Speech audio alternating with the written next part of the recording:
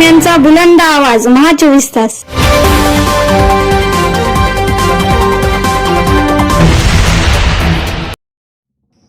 नमस्कार. महा 24 तास न्यूजच्या बातमीपत्रामध्ये आपल्या सर्वांचं स्वागत आहे.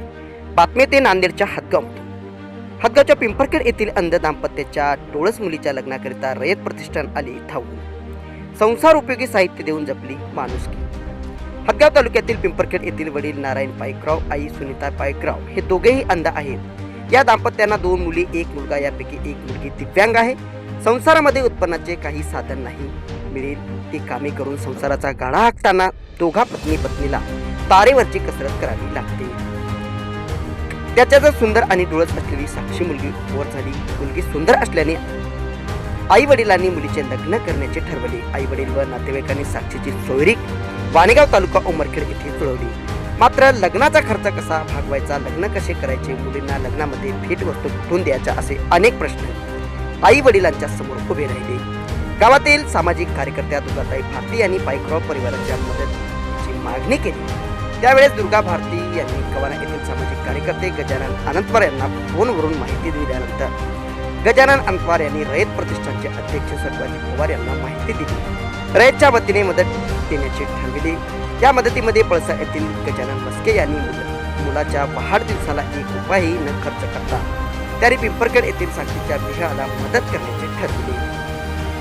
यामध्ये कवाना येथील सामाजिक कार्यकर्ते गजानन अनंतवार, गजानन मस्के, दुर्गाताई भारती, रयत प्रतिष्ठानचे अध्यक्ष सटवाजीराव पवार, राजू पांडे, हरिश्चंद्र चिल्लोरे, निवृत्ती वानखेडे, इस्माईल पिंजारी यांच्या प्रयत्नातून विवाहाच्या 2 दिवस अगोदर संसार उपयोगी साहित्याची भेट देऊन कुठेतरी माणुसकी जपल्याचं दिसून आलं आहे.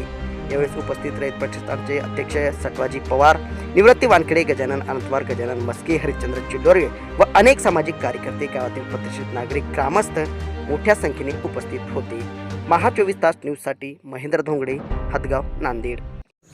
पिंपरखेड येथे साक्षी पाईकराव यांच्या मदतीसाठी आज रयत प्रतिष्ठानतर्फे आज आम्ही या ठिकाणी आलेलो आहोत. खरोखरच या ठिकाणी हा कुटुंब गरजूवंत आहे हे भारतीताई यांनी व अनंतवार सर यांनी आम्हाला कळवले व आम्ही या ठिकाणी येऊन प्रत्यक्ष पाहणी केली. तर कुटुंब गरजूवंत आहे असं कळाल्यानंतर रयत प्रतिष्ठानच्या सर्व दात्यांनी या ठिकाणी मदत करून ही या ठिकाणी पिंपरखेडमध्ये मदतीला आलेलो आहोत. खरं सांगायचं म्हणजे आपण वाढदिवस व इतर काही आपले कार्यक्रम असतील तर त्यासाठी इतर ठिकाणी पैसे न खर्चता आपल्या पळसा येथील गजाननराव मस्के यांच्या मुलाच्या वाढदिवसानिमित्त यांनी या मदतीसाठी भरघोस मदत केली. त्याबद्दल व तसेच आमच्या रयत प्रतिष्ठानच्या सर्व सदस्यांनी या ठिकाणी मदत दिली त्याबद्दल आम्ही